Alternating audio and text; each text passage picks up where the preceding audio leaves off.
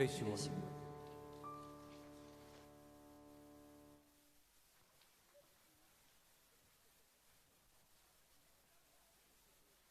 Hello. Ti khendiat ngidon ka jing ai ngubha nakaliang ka paris chungi ya phi ki belami khmat ya kanong stone diocese kumshi benta ka jing sno man siam jong phi bat ka paris chungi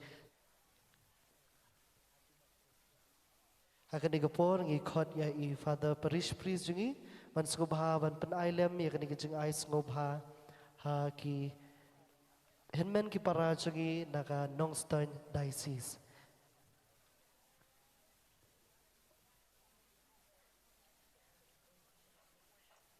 Tungin ai lang kecing tahap ketiga berjam.